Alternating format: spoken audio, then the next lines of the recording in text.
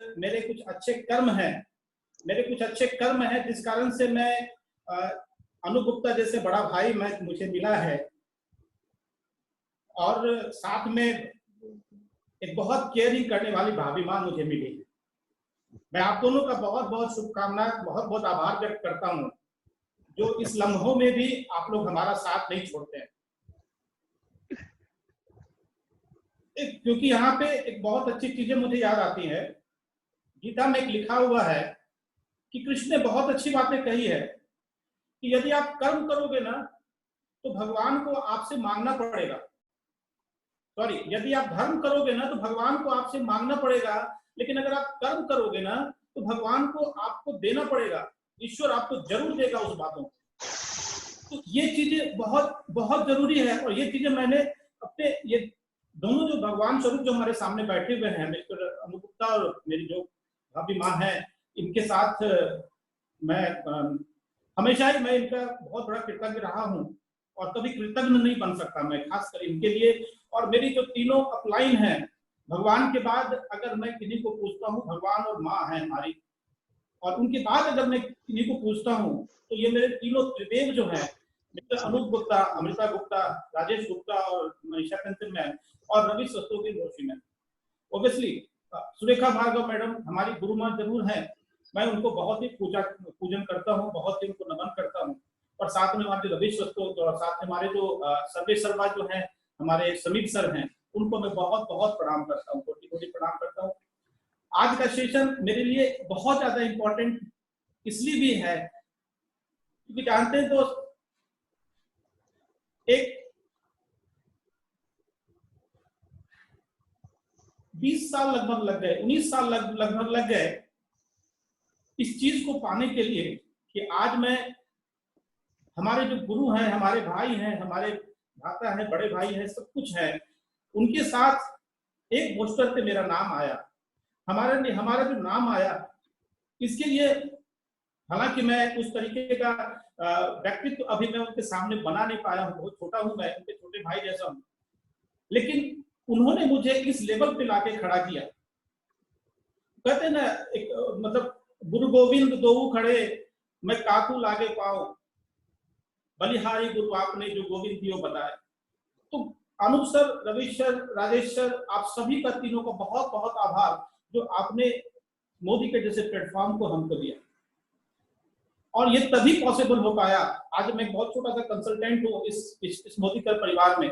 अभी बहुत लंबा सफर तय करना है, बहुत से हर्डल्स आने हैं, बहुत से परेशानियां हैं, बहुत से चैलेंजेस हैं वो आने हैं, ठीक है ना। उसके लिए भी मैं तैयार हूँ, क्योंकि हमारी फैमिली और हमारे साथ जो हमारी बेटर हाफ है, जो हमारी वाइफ है, जिन्होंने हर कदम पे हमारा साथ दिया, वो आज हमारे साथ है। वो कहते हैं ना कि तुम हो तो सब कुछ है, तुम जो नहीं साथ मेरे तो कुछ भी नहीं। तो इसलिए इसने जो मेरा साथ दिया, वो साथ कैसे दिया, इनके मन में क्या विचार थे, और हम लोगों की जो शादी हुई कैसे, क्या क्या ख्यालात हुए, ये सारी बातें जो है मैं चाहूंगा कि अब जो प्रीति से आप सुने, वो खुशनुमा पल, वो कुछ खट्टी मीठी यादें, कुछ अनुभव, वो सारी बातें जो है हम लोग आज शेयर करेंगे। तो मैं सबसे पहले मैं अपनी वाइफ प्रीति को आगे लेना चाहता हूँ। प्रीति आपके। Good morning friends. Good morning. Thank you sir, सारे सर को मैं थैंक यू बोलना चाहती हूँ कि उन्होंने ये मौका दिया कि जूम मीटिंग होने के बाद भी यहाँ बोलने का मौका मिला हम लोग को। मैं प्रीति शर्मा, मैं नेपाल से हूँ, लहान से बिलोंग करती हूँ। मैं भी एक मिडिल क्लास फैमिली से ही हूँ, अच्छे घर से हूँ।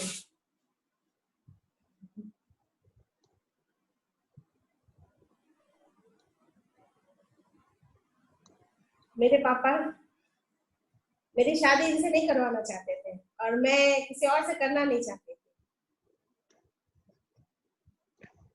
लेकिन बहुत से संबंध आए, रिश्ते आए, सबको मैंने ठुकराया क्योंकि मैं इनको चाहती थी। मेरे पापा, मेरी फैमिली, इनकी फैमिली भी नहीं चाहती थी कि मैं इनसे शादी करूं, क्योंकि मेरे घर के ठाट बाट कुछ अलग थे। मेरे पापा इनको मेरे लेवल के नहीं समझते थे। इफेक्ट है, लेकिन वो कहते हैं ना, पैसे पे प्यार हावी हो जाता है। वही चीज है, मैं हमेशा प्यार को ही प्रायोरिटी दी, मैंने कभी पैसे को तवज्जो नहीं दिया। मेरे पापा के पास पैसा बहुत था, लेकिन वो इनको मेरे लायक नहीं समझते थे। फिर भी मैंने उनके ऊपर होकर इनसे शादी की। लेकिन 1-2 साल तक मेरा मायके जाना बंद रहा। इनकी फैमिली ने भी मुझे एक्सेप्ट नहीं किया था, पर जब मुझे ले आए फिर सारे घर के मेंबर ने मुझे एक्सेप्ट किया। सब कुछ 1-2 साल तक नॉर्मल चला। फिर प्यारी सी बेटी हुई, उसके बाद मेरा रास्ता खुला। मैं पहली बार काठमांडू गई, वहां मेरे पापा आए। मैं 2 साल के बाद अपने पापा से मिली, जब मुझे पहली बेटी हुई था। वो भी बेटी की वजह से मेरा रास्ता खुला, इसमें मेरा कहीं कोई हाथ नहीं।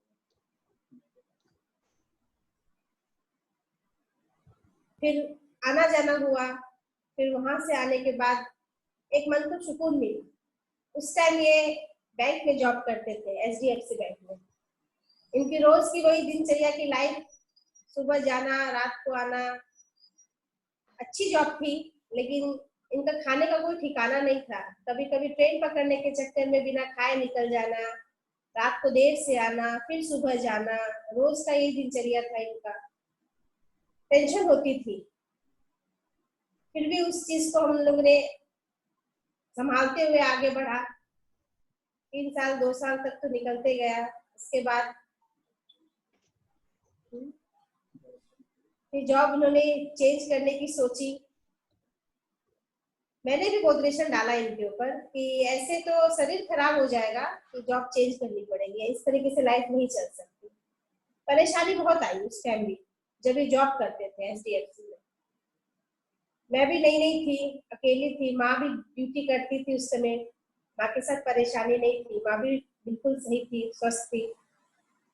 घर में अकेली, उनकी भी ड्यूटी इनकी भी ड्यूटी, घर में मैं अकेली रहती थी। फिर संतुष्टि नहीं हो पाती थी। इनको फिजिकली भी हार्ड वर्क करना पड़ता था, लेकिन उस हिसाब से इनको शांति नहीं मिलती थी, सेटिस्फैक्शन नहीं मिलता था। लेकिन मेरे ही कहने पे मैंने ही हर एक पल में इनको जोर देती थी कि नहीं, इससे काम नहीं चलने वाला है, आप कुछ और प्लानिंग करिए, साइड बिजनेस करिए या फिर पार्टनरशिप में ही कुछ करिए, पर करिए, इससे नहीं होने वाला है। लेकिन ये चीज भी फैक्ट है कि आज इन्होंने शादी भी की तो अपने बलबूते पे मेरे से शादी की है, अपने दम पे की, और उसी HDFC बैंक के थ्रू ही शादी की। घर के किसी मेंबर का सपोर्ट नहीं, पैसे को लेकर भी कोई सपोर्ट नहीं। आज मुझे लेके आए तो अपने दम पे लाए। फिर जॉब छोड़ी, फिर मोदी केयर में आए। अच्छा लगा, कुछ और प्लानिंग चल रही थी तो फिर इन्होंने DP खोली, बिजनेस बिल्ड हुआ। उसके बाद धीरे धीरे लोग जुड़ते गए इसमें, मोदी केयर में। दिव्या जी, गोपाल सर आए, उसके बाद कई लोग आए, उनके साथ जुड़े। अच्छा लगा, टीम बढ़ती गई हम लोग की। DP के थ्रू भी हम लोग की जान पहचान और बढ़ी, लोगों से लोगों को जोड़े, जानने का मौका मिला, एक दूसरे को पहचाने, प्रोडक्ट के बारे में जाने समझे, लोगों को बताए, इसमें जोड़े। अच्छा लगा, अपने मेंबर को भी बताया, फैमिली मेंबर को।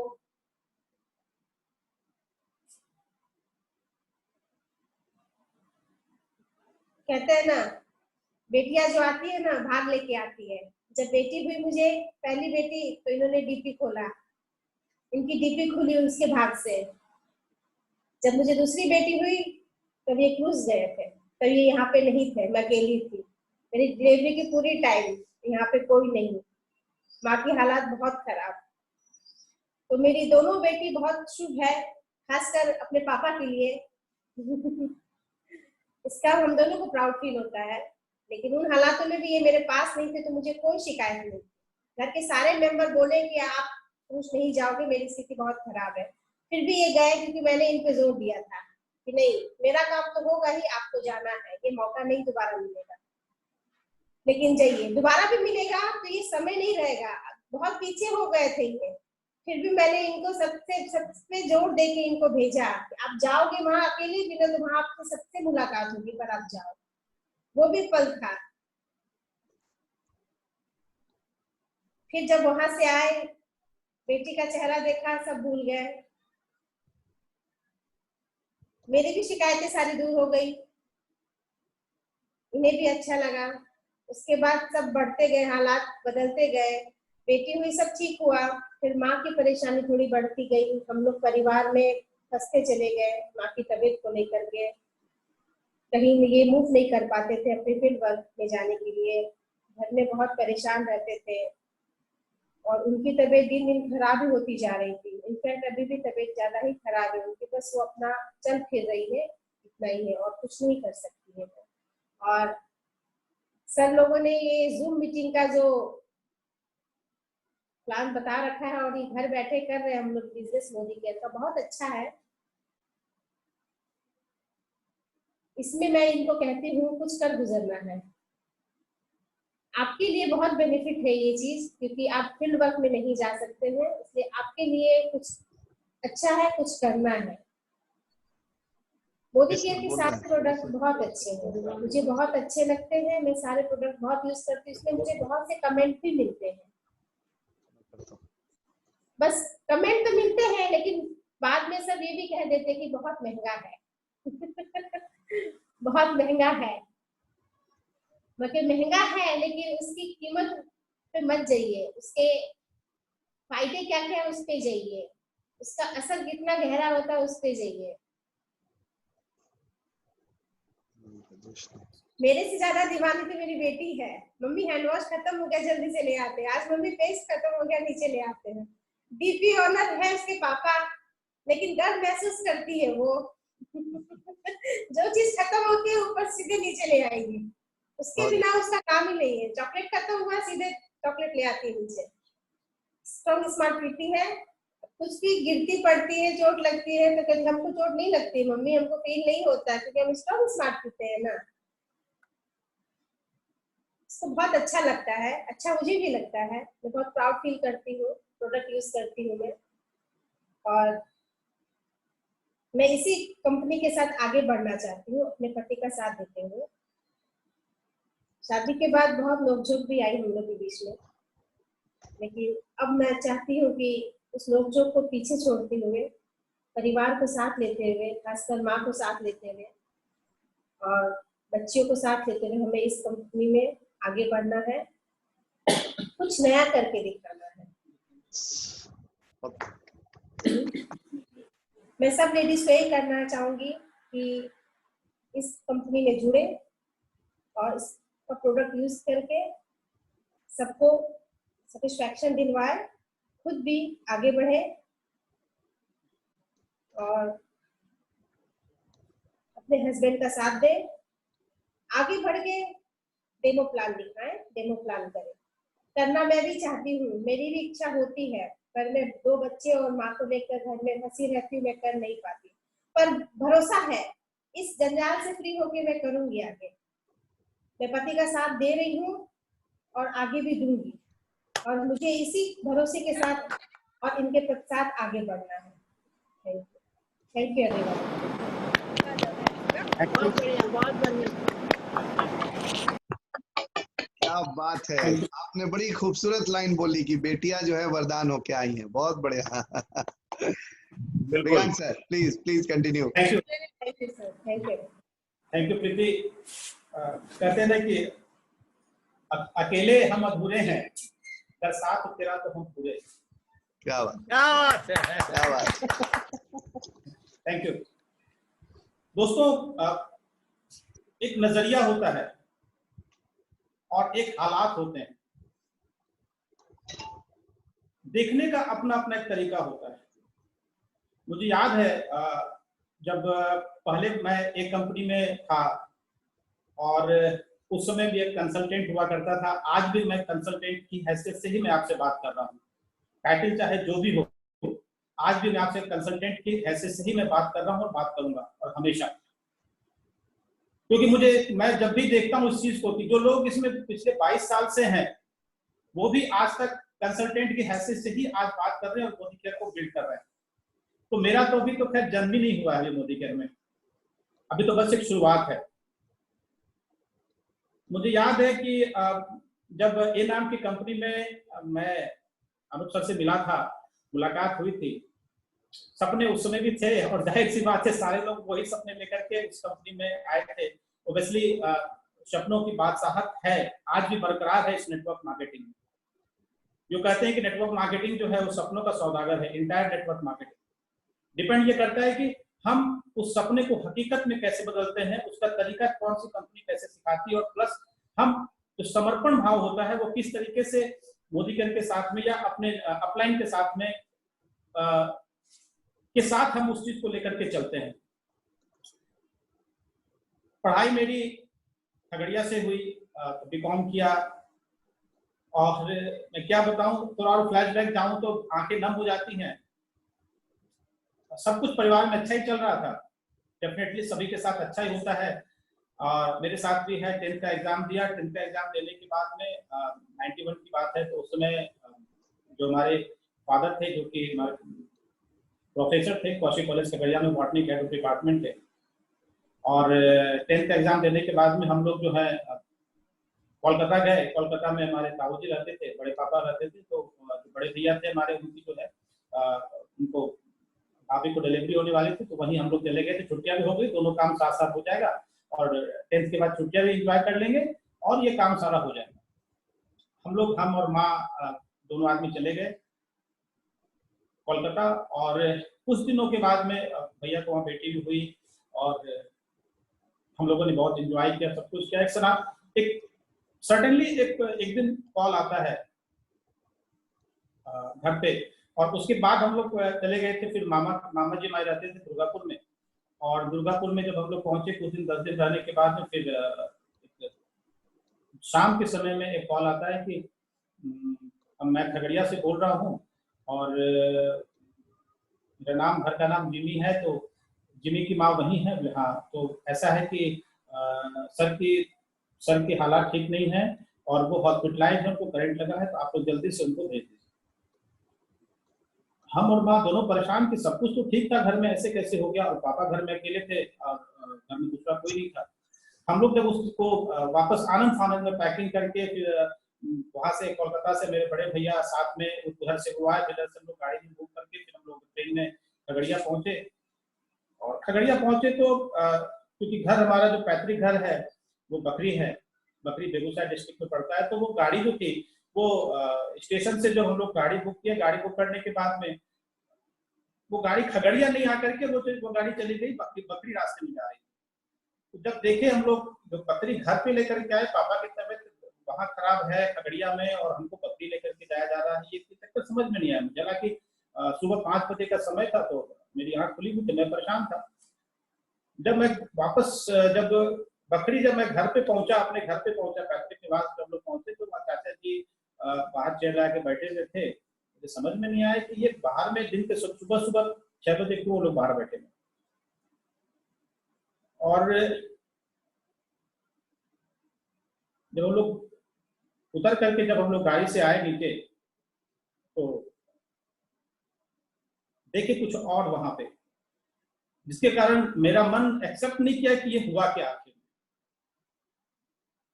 और पापा की बॉडी थी वहां पे, और पता नहीं था क्या हुआ उनके साथ में। ये आज भी एक सस्पेंस क्रिएट है कि उनके साथ में हुआ क्या। आज भी सस्पेंस क्रिएट है कि मेरे पापा के साथ में क्या हुआ, ये किसी को नहीं पता, किसी को पता भी नहीं है, और कोई जान भी नहीं पाया कि पापा के साथ में हुआ क्या और किस तरीके से उनकी डेथ हुई। आज तक ये सस्पेंस एकदम बरकरार है। तो ये सारा काम होने के साथ पहला झटका मुझे ये लगा, और मेरे जो बड़े भैया थे, एक अपने जो बड़े भैया थे, वो IIT दिल्ली से करके वो एमटेक में एडमिशन के लिए वो गए हुए थे, कानपुर इंटरव्यू के लिए मूव कर रहे थे, और वहां पे भी वो आ नहीं पा रहे थे।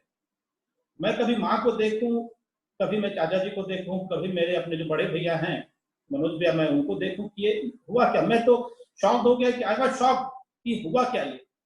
अभी तो मेरा जीवन ही शुरू हुआ था, मैं तो जस्ट 10th दिया था और मैट्रिक का रिजल्ट भी मेरा नहीं आया था, हुआ क्या। खैर सिचुएशन आगे बढ़ती चली गई, और उसी माँ ने मुझे गले लगाया, और फिर माँ ने कहा कि चिंता क्यों करता है, मैं हूं ना तुम्हारे साथ में, मैं हूं तुम्हारे साथ में, तुम चिंता नहीं करो, तुमको कोई चीज की दिक्कत नहीं होगी, मैं हूं। जो कि आज भी बरकरार है, ये शब्द माता आज भी बरकरार है, उनके वो शब्द नहीं, उनका वो हाथ आज भी बरकरार है, और उनको लगता है कि मैं हूं ना, तुम चिंता क्यों करता है। वहां से जो एक दर्द का दौर शुरू हुआ ना दोस्तों, आप इस चीज को फील करेंगे। भगवान न करे कोई ये फील करे, सॉरी मैं अपने शब्द वापस लेता हूं, भगवान न करे कोई ये फील करे कि जब आपकी जिंदगी शुरू होने को हो और आपको रास्ता दिखाने वाला जो भी गुरु है, जो भी पिता है, जो भी कोई है, वो अगर वहां पे रास्ता छोड़ के चला जाए, तो आप एक भटक जाते, एक भटकाव जिंदगी में आ जाता है कि मैं अब क्या करूं, मैं अब क्या करूं। कोई मुझे राह दिखाने वाला नहीं, कोई कुछ नहीं। हालांकि पूरी मेरी फैमिली ने, जितने चाचा थे, चाची थी, भैया थे, जितने लोग थे, हम लोग पूरी फैमिली में 12 भाई बहन हैं, सभी लोगों ने हमारा बहुत सपोर्ट किया, बहुत सपोर्ट किया। सपोर्ट क्या क्या, सब लोगों ने मुझको, सभी लोगों को गोदी में बैठा के रखा और बहुत सपोर्टिव रहे वो लोग, आज भी सपोर्टिव है। लेकिन सबसे जरूरी बात क्या रही दोस्तों, एक चीज मुझे फील होती चली गई कि परेशानियां जो हैं वो बोल के नहीं आती, चैलेंजेस हमेशा जिंदगी में बरकरार रहते हैं, हमेशा जिंदगी में बरकरार रहेंगे। तभी ना वो कहते हैं ना कि लाइफ है तो वो चैलेंजेस के लिए ही लाइफ है, उसमें से ही मुझे खुशी के पल निकाल करके मुझको लेकर के आने हैं, और उसी में से खुशी के पल मुझे चुनने हैं, और उसके लिए जो लगन होती है, उसी को हमको, वही लगन हमको आगे लेकर के जाती है और एक अच्छे माहौल में लेके जाती है। कहते हैं कि वो भी कई बार अनुसर ने भी कहा है कि अगर धुंध ज्यादा है तो रुकिए मत, चलते रहिए, रुकिए मत, चलते रहिए। चलते चलते चलते चलते कभी न कभी क्या होगा, कुछ देर के बाद में आप देखेंगे कि वो धुंध हट जाती है और एक साफ रास्ता नजर आता है। फिर उसके बाद मैंने इंटर किया, इंटर करने के बाद में ग्रेजुएशन किया, और बहुत सारी बातें ग्रेजुएशन के समय में, ग्रेजुएशन के बाद फिर मैं बनारस हिंदू यूनिवर्सिटी से मैं फिर गया, वहाँ पे मास्टर ऑफ फाइनेंस कंट्रोल वहां से कंप्लीट किया। उसके बाद तब जाकर के बात हुई कि अब जॉब करनी है, लेकिन मुझे समझ नहीं आया कि जॉब क्यों करनी है। इतनी पढ़ाई लिखाई होने के बावजूद भी अगर मुझे जॉब करनी है, अपना इंटरव्यू दे के आइए। जिस समय मैं बनारस बीएचयू में था, वहां पे बीएचयू में होने के बाद जो पढ़ाई कर रहा था, उस समय आईसीआईसी बैंक ने कुछ लोगों को, हम लोग को सिलेक्ट किया था। उस समय आईसीआईसी बैंक लॉन्च होकर के, और वहां पे कुछ एक ब्रांच उन्होंने ओपन करनी थी। उस ब्रांच को एस्टैब्लिश करने के लिए कुछ सेल्स के लड़के चाहिए होते थे, तो 4-5 लड़कों को उन्होंने इंटरव्यू पे सेलेक्ट किया था, उसमें एक मैं भी था। वो मेरी पहली जॉब थी वहां पे। और उस समय जो मुझे इनकम मिली थी 2001 की बात बता रहा हूँ, 2001 में। उस समय जो मेरी पहली जो उन्होंने कहा कि मैं आपको 2468 रुपया का ऐसे कुछ करके मैं आपको सैलरी दूंगा, प्लस जैसे जैसे जो आपका जो खासा मतलब करंट अकाउंट से अकाउंट जो भी आपका सेल्स होगा, उस हिसाब से जो आपका जो बोनस बनेगा, उसके हिसाब से मैं आप अपना उसको कर लीजिएगा। ठीक है, बहुत प्राउड फील किया मैं कि चलो ठीक है, कुछ तो आया मुझे। कुछ बनारस जैसे शहर में जहां मेरे लिए अननोन था, बहुत कुछ था, लेकिन खैर भगवान भोलेनाथ को प्रणाम करके मैंने काम शुरू किया। और उसके बाद फिर मैं वापस से लौट के आया, दिल्ली गया कि वहां भी कुछ जॉब हो जाए, लेकिन नहीं, हर जगह। उसी दरमियान में मेरे साथ एक परेशानी हुई, तबीयत मेरी बहुत बहुत खराब हुई। उसके बाद तब उसका ट्रीटमेंट के लिए फिर मैं बहुत ट्रीटमेंट चला, हमारा लोकल बेस पे भी चला, इवन पापा के समय से चल रहा था, लेकिन लोकल बेस पे जो है ट्रीटमेंट चला। फिर दिल्ली एम्स दिखलाया, पटना के जो है आईजीएमएस में भी दिखलाया। वहां पे डॉक्टर ने कहा कि इनको जो है एंकिलोजिंग स्पॉन्डिलाइटिस है। इट मीन्स क्या होता है कि जो भी आपका स्पाइनल कॉर्ड की जो प्रॉब्लम होती है, उसमें सारे वर्टिब्रा जो होते हैं वो आपस में जुड़ जाते हैं, मतलब सीमेंट का यूनिट कंप्लीटली आपका मूवमेंट बंद हो जाता है, और आप कंप्लीटली जो है उसमें मूवमेंट आपका कंप्लीट, और हल्का सा भी अगर उसमें ठोकर लगती है तो आपके ऊपर खतरा होता है। तो अगर तो प्रॉपर इसका कोई ट्रीटमेंट है नहीं, तो ये हेरिडिटी प्रॉब्लम है हमारे पीछे दादाजी को, चाचाजी को, और इस पीढ़ी में हमको। तो मैं प्राउड फील करता हूँ कि चलिए एक मतलब कि वारिस के तौर पे अपनी इस चीज को लेकर के मैं आगे बढ़ रहा हूँ। लेकिन मैं नहीं चाहता हूँ कि ये जो चीज है ये आगे वाली पीढ़ी में हम इसको ट्रांसफर करें। तो उसके लिए मैं पूरी तरीके से तैयार हूँ और खुद को मैं तैयार कर रखा हूँ।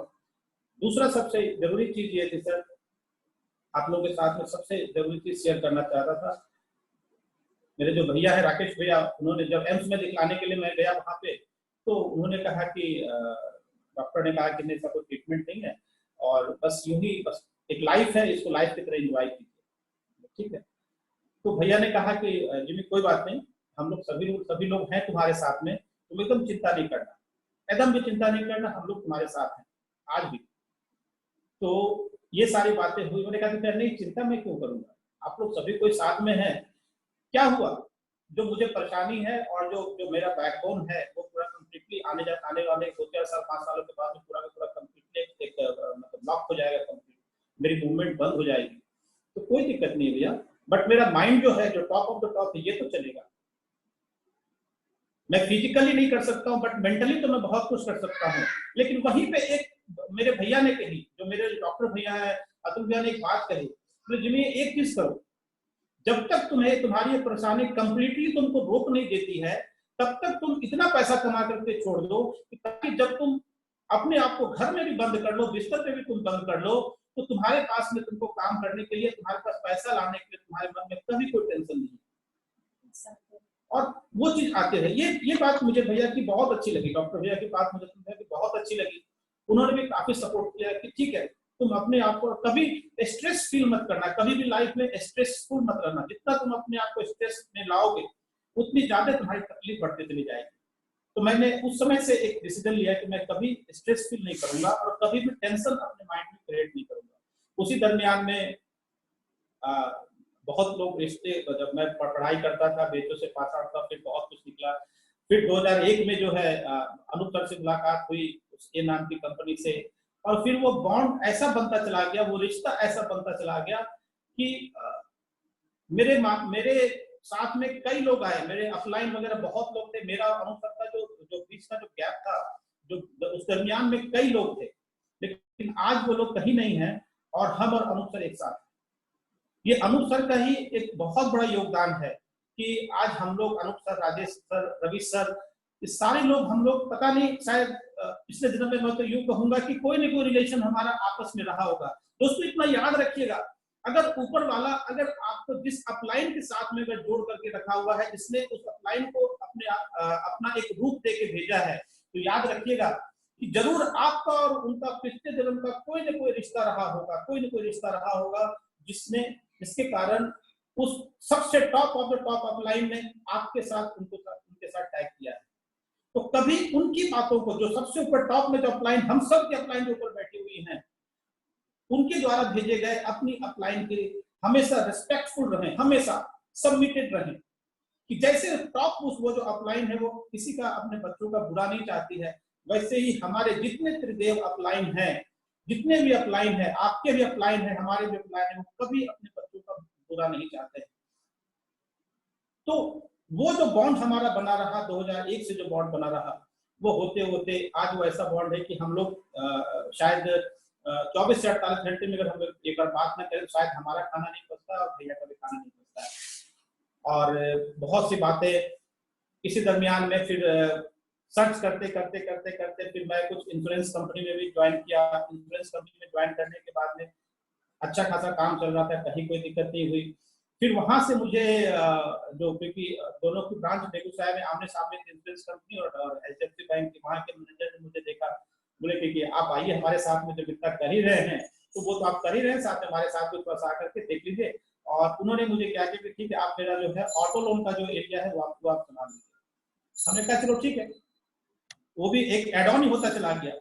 तो मैंने उसको एक्सेप्ट किया और उसके बाद फिर 1.5 साल काम करने के बाद में फिर मैं जो वहाँ के एक बहुत अच्छे शख्स थे, जो कि वहाँ के एसएम थे, उन्होंने कहा कि ठीक है मितान, आप तो इतना ज्यादा हम पे वर्क कर रहे हैं, तो क्यों ना अपने आप को जो है बहुत अच्छे तरीके से एस्टैब्लिश कीजिए और कुछ बेहतर कीजिए।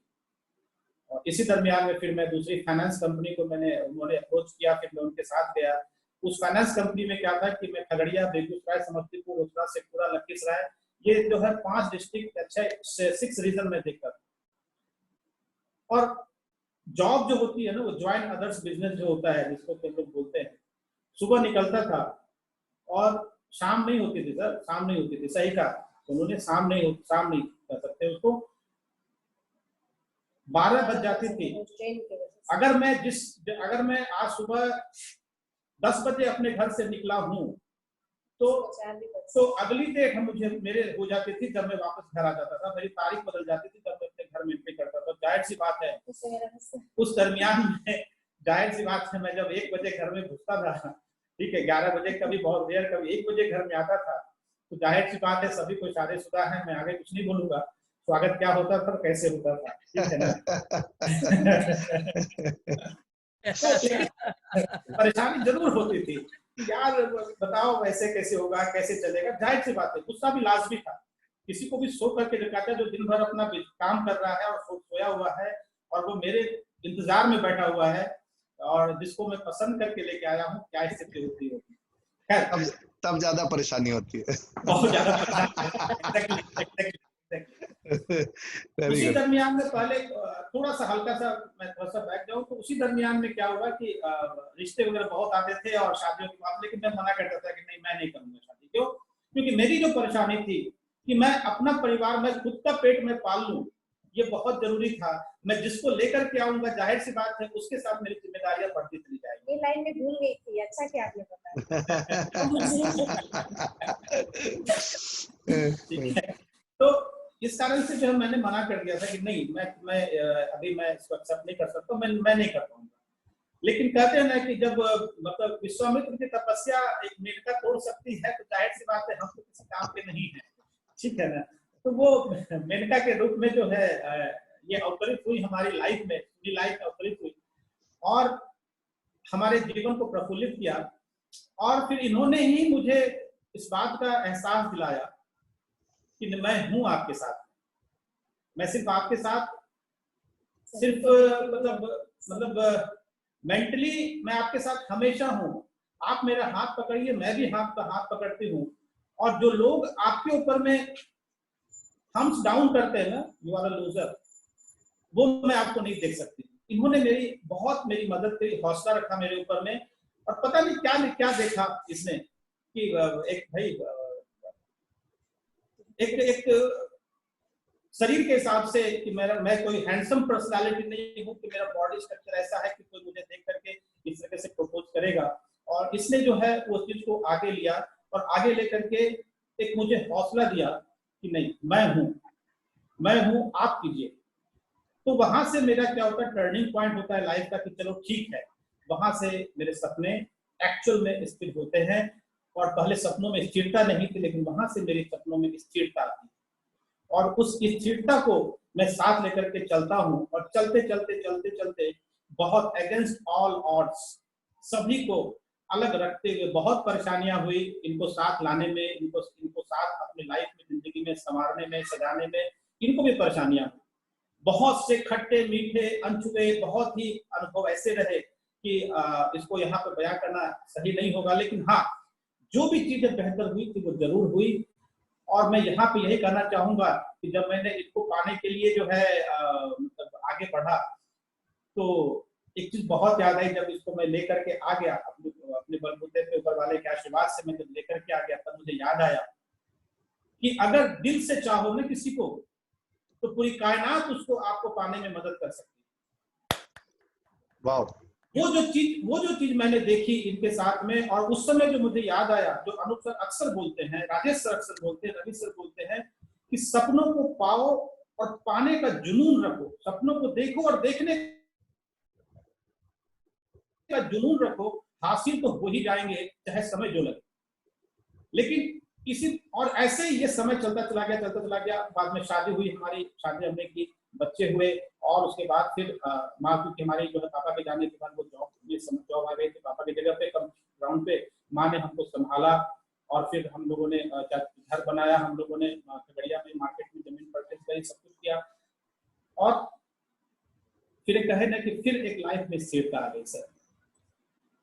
एक स्थिरता यूं आ गई कि मुझे याद है कि जब वाइजैक की ट्रिप में हम लोग गए थे, 2017 की बात है सर ना, 2017 में वाइजैक की ट्रिप थी और हम फुल फैमिली थे। भैया हैदराबाद में थे, तो माँ को परेशानी हुई नाक में और कुछ परेशानी थी बहुत ज्यादा। तो माँ को भैया ने कहा कि तुम एक काम करो, सभी कोई आ जाओ वाइजैक से, फिर माँ को मैं ले जाऊंगा आप लोग हैदराबाद में वाइजैक में जो है तुम लोग अपना एंजॉय कर लेना, कोई दिक्कत नहीं। तो फिर हम लोग साथ में गए वहाँ पे वाइजैक में, साइड में गोपाल सर भी साथ में थे, बहुत एंजॉय किया था, दिव्या गोपाल सर भी थे साथ में। तो हम लोगों ने साथ में बहुत एंजॉय किया। और वहाँ पे माँ को जब डॉक्टर से दिखलाया गया तो डॉक्टर ने कहा कि नहीं, जस्ट पॉलिप, जो नेजल पॉलिप होता है वो है, और कोई दिक्कत नहीं है, 6 से 7 महीने में ऑपरेशन करवा लीजिएगा और ठीक है, कोई दिक्कत नहीं, वो निकल जाए, डजंट मैटर, कोई दिक्कत नहीं, निकल जाएगा। तो फिर माँ आई, फिर बाद में हम लोग देखे कि फिर माँ की स्वेलिंग जो है वो लेफ्ट साइड में बढ़ती चली गई, बढ़ते बढ़ते जो है माँ को परेशानी ज्यादा होने लगी। लेकिन तब तक कुछ पता नहीं था कि जिंदगी अब किस मोड़ पे लेकर के जा रही है। मोदी केयर जो है, मेरी एंट्री, जो लाइफ का जो एंट्री जो पॉइंट था मोदी केयर में, बहुत लाजवाब था, जैसा कि अनूप सर ने जिक्र किया। मैं बहुत बहुत शुक्रगुजार हूँ राजेश सर का, बहुत बहुत शुक्रगुजार हूँ मैं अनूप सर का, और बहुत बहुत शुक्रगुजार हूँ मैं रवि सर का। ये तीनों गुरुदेव का बहुत बहुत शुक्रगुजार हूँ मैं। हम दोनों मिलकर के आपको तीनों को नमन करते हैं कि आप लोगों के कारण जो है मोदी केयर हमारी लाइफ में आई। और दोस्तों, पिछले 2 साल से 1.5 से 2 साल हो गया, मैं घर से बाहर नहीं निकला हूँ। मैं कोई न कहीं डेमो प्लान, बहुत रेयर में निकल पाता हूँ घर छोड़ करके, क्योंकि 2018 में माँ को, जो कि मेरे जाहिर सी बात है माँ सबके बहुत करीब रहती हैं, ऑपरेशन कराने के लिए मुंबई को भेजा था। मेरे डॉक्टर भैया ने बुलाया था कि आप जो है माँ को भेज दो, ऑपरेशन करा देते हैं माँ का यहीं पे। वहां जब गई तो जब ऑपरेशन थिएटर में, जब उसके पहले जो चेकअप वगैरह होते हैं, तो वहां पता लगा कि माँ का ऑपरेशन नहीं हो सकता है, क्योंकि वो नेजल कार्सिनोमा ग्रेड 2 में कन्वर्ट हो चुका है। मतलब ये नेजल कैंसर ग्रेड 2, मतलब लास्ट स्टेज। और डॉक्टर ने समय दे दिया कि ज्यादा दिन का समय नहीं है इनके पास में। आप समझिए कि मैं खगड़िया में यहाँ पे हूँ, मैं माँ को छोड़ के आ गया था, मैं खगड़िया में यहाँ पे हूँ और माँ वहाँ पे है, भैया लोग सारे लोग फैमिली मेरी वहीं पे थे। मुझे समझ में नहीं आया कि ये हुआ क्या, क्यों? क्योंकि मेरे पापा की डेथ कैसे हुई थी आज तक मुझे भी नहीं पता, किसी को नहीं पता कि उसके पीछे रीजन क्या था। और मेरी माँ किस पोजीशन पे चली गई हैं, ये आंखों देखा मुझे बर्दाश्त नहीं हो रहा था कि अब मैं करूं तो करूं क्या। पापा वैसे, जब मेरा जीवन शुरू होने वाला था तो पापा वैसे हाथ छोड़ के चले गए हमारे लिए, हम लोग को यहीं छोड़ करके। और अब अगर मोदी केयर में मेरा जीवन शुरू हो रहा है ताकि मैं अपनी माँ के लिए कुछ कर सकूं, तो दोस्तों मेरे पास वो समय नहीं है। दोस्तों वो समय नहीं है मेरे पास में कि माँ के लिए अब मैं कुछ कर सकता हूँ और कर पाऊंगा, क्योंकि कर पाने के लिए मुझे घर से बाहर निकलना पड़ेगा। और दूसरे कोई, हमारी और वाइफ के अलावा, बच्चों के अलावा यहाँ और कोई नहीं है कि मैं छोड़ करके उनको निकल सकता हूँ। दोस्तों यहाँ मैं एक बात जरूर करना चाहूंगा, इसका मलाल मुझे आज भी है, इसका मलाल आज भी है कि हालांकि माँ बाप जो होते हैं ना, उनका किया हुआ आप उनको वापस नहीं लौटा सकते हो दोस्तों। लेकिन एक चीज का हमेशा याद रखिएगा, अगर आपने ये ठाना है ना, अगर आपने ये ठाना है कि मुझे अपने माँ बाप के लिए कुछ करना है ना, तो दोस्तों कर डालो इस चीज को। मेरी आज भी बहुत दिली ख्वाहिश है कि माँ को मैं कुछ नहीं, कहीं नहीं, हरिद्वार कम से कम लेकर के जाओ। माँ को तीर्थ घुमाने की मेरी बहुत इच्छा है, वो भी मैं अपने पैसे से घुमाना चाहता हूँ। लेकिन दोस्तों मैं इनको घुमा नहीं सकता, मैं अब वो समय हाथ से निकल चुका है। दोस्तों अपने माँ बाप के लिए आपके जीवन में कभी इस तरह की बातें नहीं आए, ये मैं भगवान से प्रे करता हूँ। आप जो चाहो अपने माँ बाप के लिए जरूर करो, समय का इंतजार मत करना। जो गलती मैं कर चुका हूँ वो गलती आप मत करना। दोस्तों ये मोदी केयर जो है बहुत कुछ कर सकता है आपके लिए, बहुत कुछ कर सकता है आपके लिए। अगर आप चाहोगे तो बहुत कुछ कर सकता है दोस्तों। कुछ नहीं करना है दोस्तों, just act as a businessman. कल राजेश सर ने बहुत अच्छी बात कही दोस्तों, act as a businessman, work like a salesman, and एक लाइन मैंने जोड़ दी, then you will become a gentleman. दोस्तों बहुत मैं ये मलाल मन में लेके चला जाऊंगा कि मैं अपने माँ को ट्रीट नहीं करा सका अपने पैसे, क्योंकि मेरी लाइफ जस्ट शुरू ही हुई थी। मैं कुछ करना चाह रहा था लेकिन मेरे पास उसका कोई उपाय नहीं, मैं माँ को लेकर मूव नहीं कर सकता। दोस्तों माँ बाप बहुत बहुत बहुत बहुत मुश्किलों से हम लोग को पालते हैं। अभी मैं उनकी तस्वीर भी आपको नहीं दिखा सकता मैं, क्योंकि हर किसी के लिए उसका चेहरा बहुत ही खूबसूरत होता है, वो अपने चेहरे पे बहुत नाज करता है। लेकिन आज मैं जब उनका चेहरा देखता हूँ, देखा नहीं जाता है दोस्तों। ये बहुत बड़ा पॉलिप है, चेहरे के बराबर एक दूसरा चेहरा उनके चेहरे पर सामने, और शरीर उनका खत्म हो चुका है। ये मोदी केयर की ताकत है कि माँ को मैं आज तक अपने माथे पे हाथ रखने के लिए मैं रखता हूँ। अभी कुछ दिन पहले मैं बताऊं आपको, 9 मई को मेरा बर्थडे था दोस्तों। माँ ने मुझे टीका लगाया, मैंने बोला माँ को, माँ टीका लगा मेरा, वो माँ जन्मदिन, माँ को याद है जन्मदिन, माँ को जन्मदिन याद है कि आज वो बोली मेरी बेटी को बोली कि बेटा आज पापा का जन्मदिन है, तुम्हारे पापा का कल जन्मदिन है तुम्हारे पापा का, तुम याद रखना उस चीज को। तब जाकर के जो है मेरी वाइफ को भी याद आया कि हाँ कल इसका जन्मदिन। लेकिन वो माँ मेरे इस स्थिति में रहने के बावजूद भी उनके दर्द की, जो उनका दर्द होता है, उस दर्द की पराकाष्ठा को आप और हम महसूस नहीं कर सकते दोस्तों। वो जो दर्द होता है, वो जो पेन होता है, उनको ना वो पेन हम और आप बर्दाश्त नहीं कर सकते हैं, उसको महसूस भी नहीं कर सकते हैं, वो फील नहीं कर सकते हैं। लेकिन वो लेडी, वो माँ जो अपने बच्चे को जन्म देने के समय जो दर्द बर्दाश्त करती है ना, उससे भी कहीं ज्यादा दर्द उनको होता है। वो डिस्मल पॉइंट कुछ और होता है और ये डिस्मल पॉइंट कुछ और है। उस दर्द को तो वो बर्दाश्त कर लेती है क्योंकि एक नया जन्म देने वाली है, वो अपना एक अंश को जन्म देने वाली है, उस दर्द को बर्दाश्त करती है दोस्तों। लेकिन अभी जो वो दर्द उनको हो रहा है ना, वो दर्द करना बहुत, दर्द को झेलना बहुत टफ है। अभी पेन किलर है, वो काम नहीं करती है, बहुत, दो पहले एक काम करती थी, अब दो भी काम नहीं करती है। क्या करें, क्या करें, कुछ नहीं कर सकते, कुछ नहीं कर सकते हैं।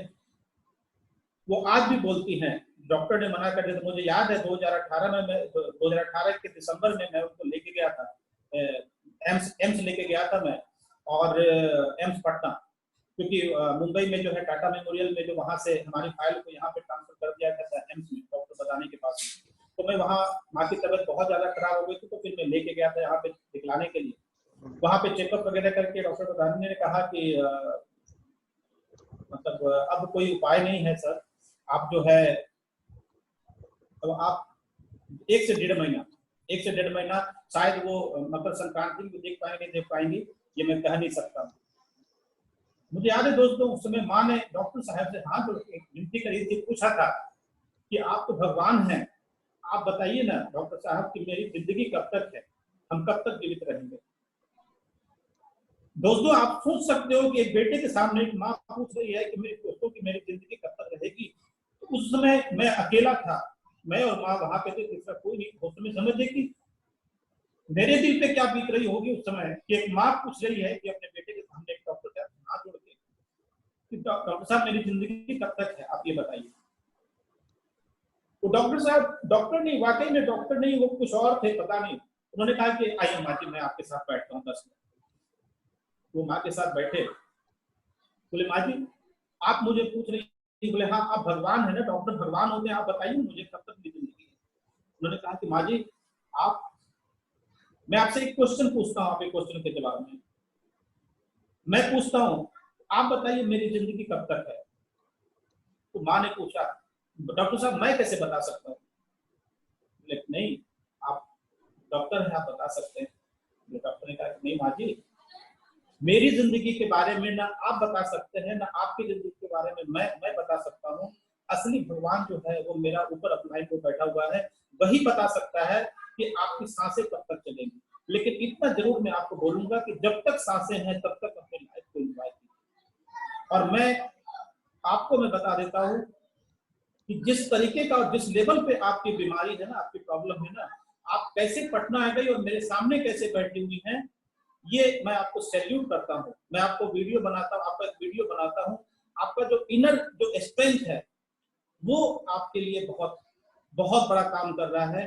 तो वो माँ का वीडियो बनाया, पूरी बातें हुई, क्वेश्चन आंसर माँ के साथ में हुआ, और वो माँ का वीडियो बना करके बोले मैं वीडियो, उन्होंने मुझसे पूछा कि मैं माँ जी का वीडियो बना सकता हूँ? बोले हाँ सर, क्या करेंगे?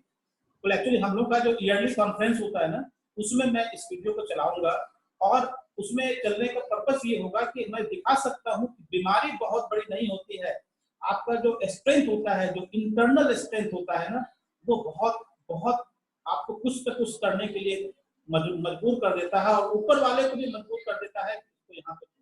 लेकिन फिर भी मैं हालांकि उसने माँ को बाहर भेज दिया उन्होंने, और फिर बाद में उन्होंने कहा कि देखिए सर, बहुत सी बातें इमोशनल हैं, लेकिन मैं आपको बताता हूँ, आपको तो पता ही सारी चीज, लेकिन 1 से 1.5 महीना के बाद आप माँ को नहीं देख पाएंगे।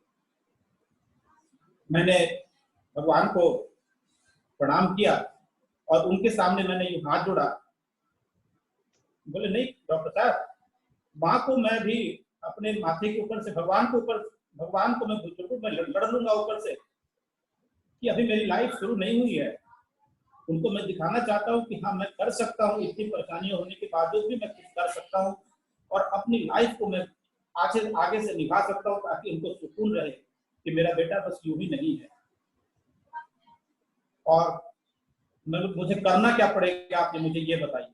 बोले आप उनको जो बेहतर आप दे सकते हैं वो दीजिए, मल्टीविटामिन मिनरल जो दे सकते हैं बेहतर, आप जो बेहतर इनका इम्यून सिस्टम कर सकते हैं। बोले सर तो ठीक है, आप निश्चिंत रहिए, मैं हर एक साल आपको इस बारे में बताऊंगा और कोई ना कोई इन्फॉर्मेशन देता रहूंगा मेरी माँ के बारे में। हाँ ये क्या बोल रहे हैं? हाँ जी सर।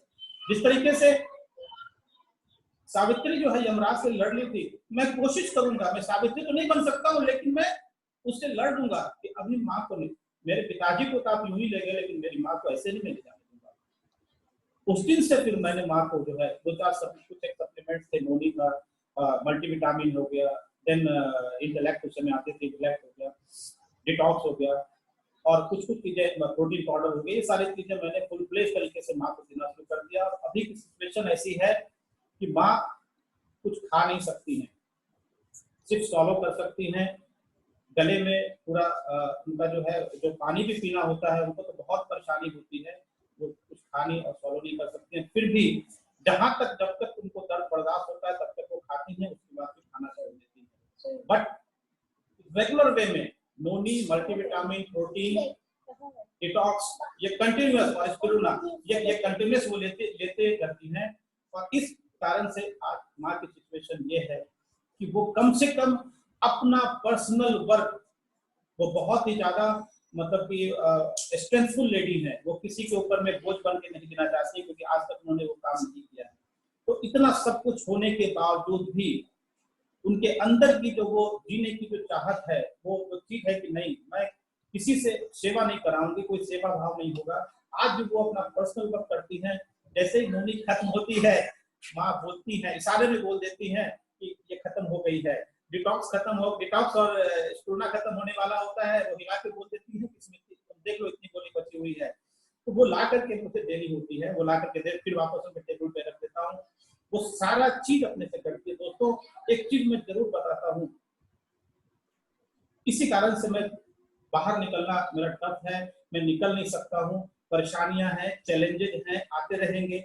आज जो मेरी सिचुएशन है, इस सिचुएशन को मैं किस तरीके से हैंडल करता हूँ, और हमारे जो अपलाइन है mister Anoop sir, Rajesh sir ने भी मुझे एकदम स्ट्रिक्टली मना कर रखा है, एकदम स्ट्रिक्टली। मैंने क्या कहा, वो मेरे बड़े भाई जैसे हैं, बड़े भाई हैं, वो एकदम स्ट्रिक्टली मना कर रखा है, दोनों ने, भाभी ने भी, कि अभी आप घर से बाहर नहीं निकलेंगे किसी भी तरीके से, चाहे कुछ हो जाए, आप घर से बाहर नहीं निकलेंगे दोस्तों, और माँ दोबारा जीवन में नहीं मिलेगी। ये समय, मैंने कहा कि हाँ भैया आप ठीक कहते हैं, पिताजी के समय में कुछ नहीं था, मैं कुछ कर नहीं पा रहा था, और अगर माँ के समय में भी एक मुझे मलाल रह जाएगा, कुछ हो गया, मैं बाहर निकला, मलाल हो जाएगा कि मैं लास्ट टाइम उनके साथ में नहीं था। एक मेरी अपलाइन है मिस्टर अनूप गुप्ता सर, वो मना करते हैं कि तुम घर से बाहर नहीं निकलोगे, वेदांत प्लीज घर से बाहर नहीं निकलोगे।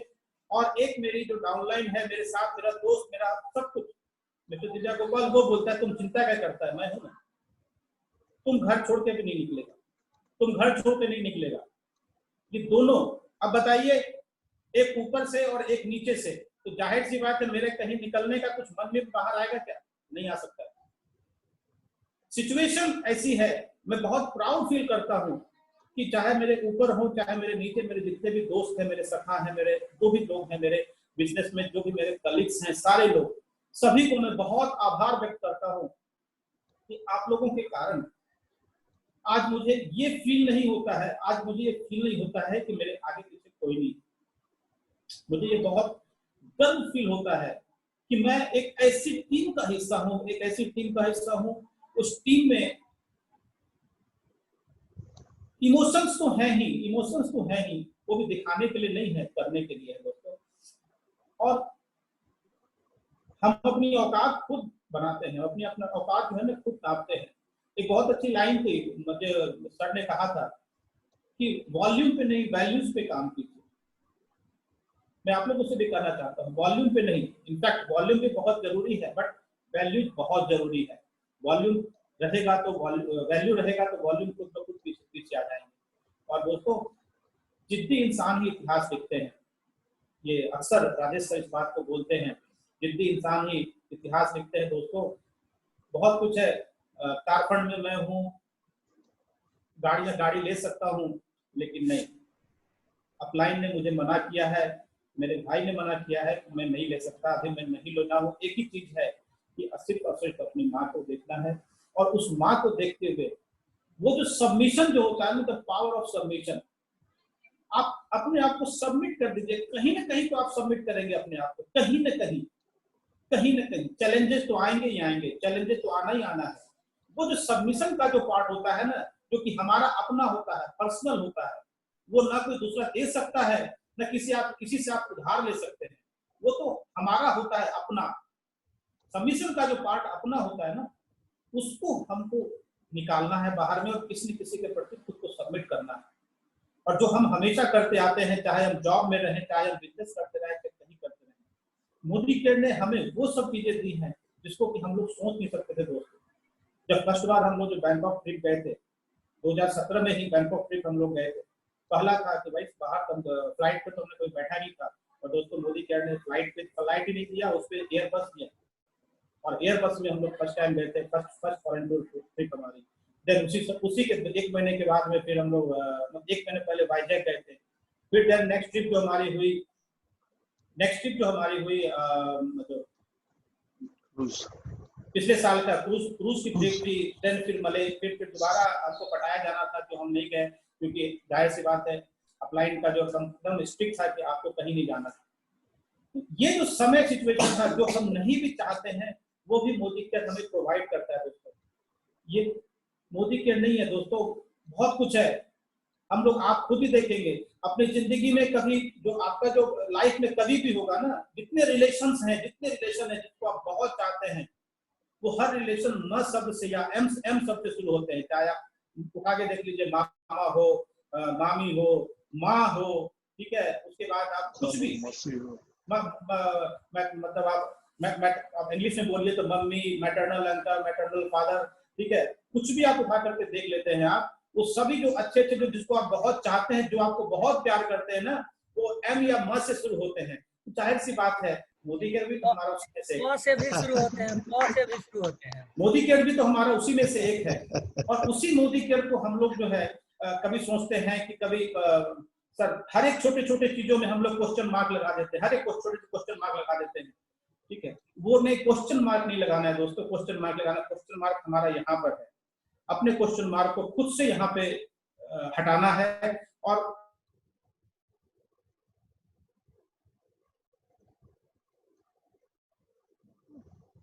नेटवर्क, हेलो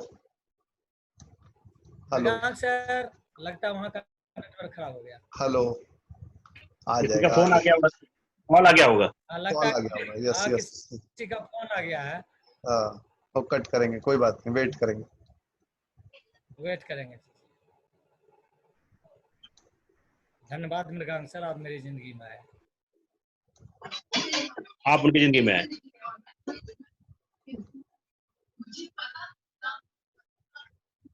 माँ तो माँ होती।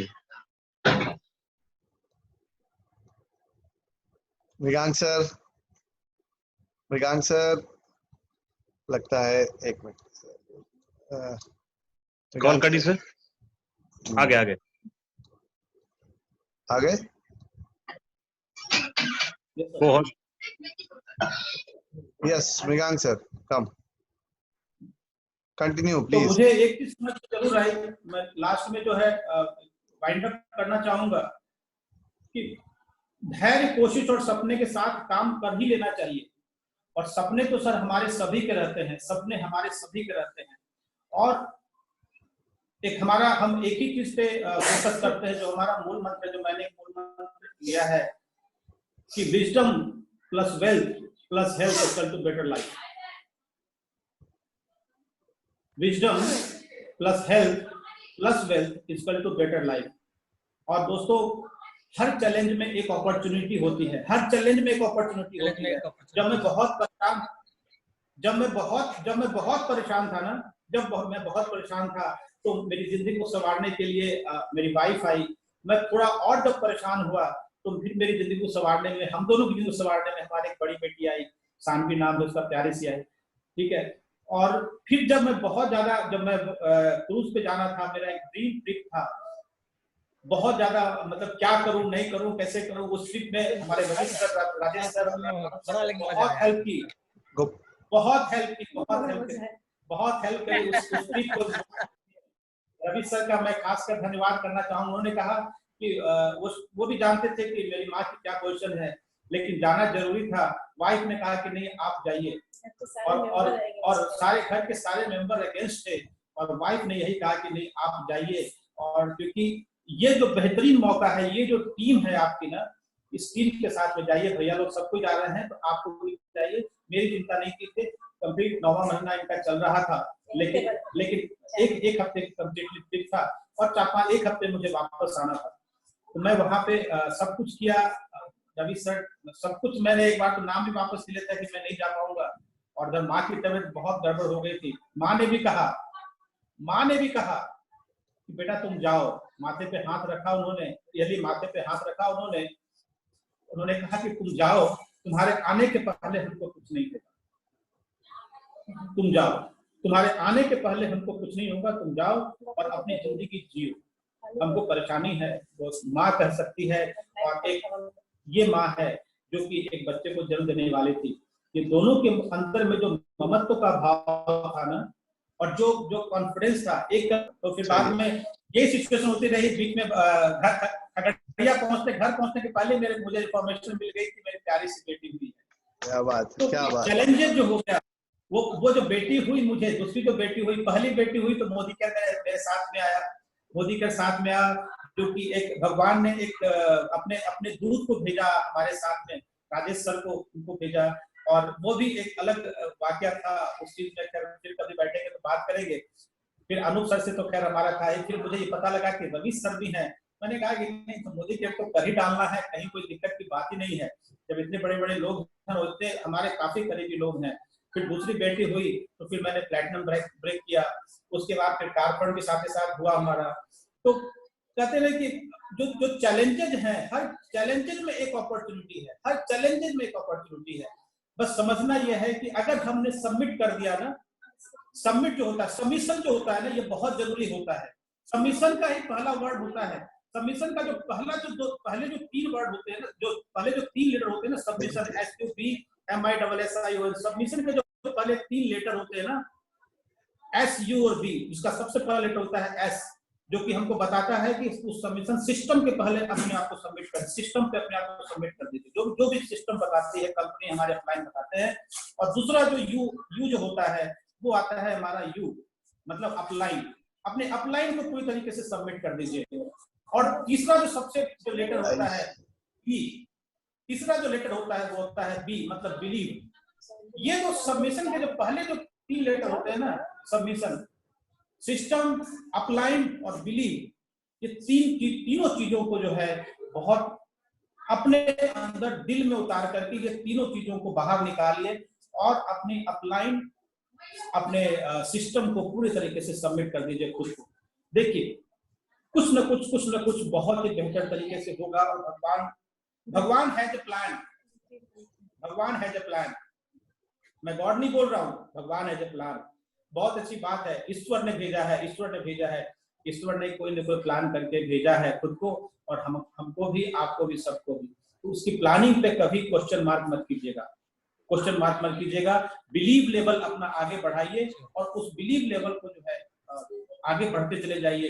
क्योंकि कहते हैं कि जो बहुत ही इंपॉर्टेंट होता है, और अपने रिलेशंस पे बहुत ज्यादा फोकस कीजिए, क्योंकि रिलेशन जो होते हैं वो कभी न कभी आपके लिए बेटर अपॉर्चुनिटी लेकर के आते हैं। So build your relation first, then उसके बाद प्रैक्टिस कीजिए, प्रैक्टिस मेक्स मैन परफेक्ट। और तीसरा जो राजेश सर बोलते हैं कि मनी फॉलोज नॉलेज। और लास्ट में जो है, जो रवि सर जो बहुत बेहतर बात और कई सालों से बोलते हैं कि न सोऊंगा न सोऊंगा। तो सर मैं भी बताता हूँ, जो चैलेंजेस हैं मेरे साथ में, तो वो चैलेंजेस जो है मेरे साथ में तो रहेंगे ही, लेकिन मुझे पता है कि मेरी माँ का हाथ तो माथे पे रहेगा ही रहेगा, लेकिन आप तीनों जो हमारे त्रिदेव हैं, इनका माथे, एक आदमी, तीनों त्रिदेव की जानते क्या खूबियां हैं? एक का हाथ मेरे माथे पर है, दूसरे का हाथ मेरे हाथ में है, और तीसरा तो मुझे खुद ही गोदी में लिया हुआ है, तो फिर मुझे चिंता किस बात की? तो ये जो तीनों त्रिदेव हैं, ये बहुत भाग्य से हम लोगों को मिले हैं, और हम सभी को इनकी बातें समझनी होगी, और हम सभी को इनका कहना मानना पड़ेगा।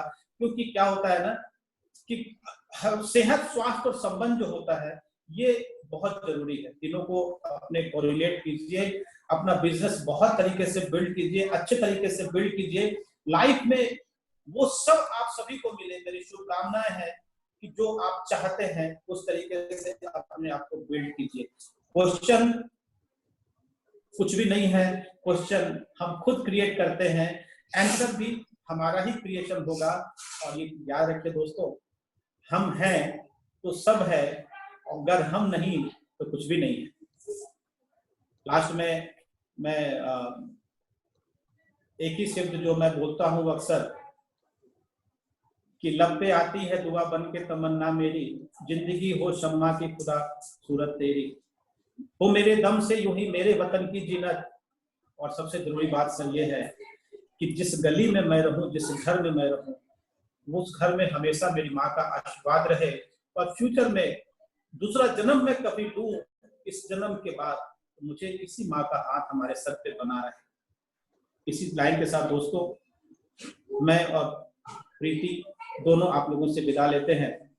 बहुत अच्छा लगा आप लोगों से मिलकर, कुछ पुरानी बातें, कुछ यादें आ गई, कुछ ऐसी बातें यादें आ गई, क्या बात हाथ से आए, और कुछ दोस्ती याद आ गई। बहुत बहुत शुभकामनाएं आप सबों को। और दोस्तों, ये कारवां यूं ही चलता रहेगा, परेशानियों का सबब यूं ही चलता रहेगा। अपना हौसला मैंने नहीं खोया है, तो आप भी मत खोइएगा। ये जिंदगी का चप्पू है, आपके द्वारा यूं ही चलता रहे।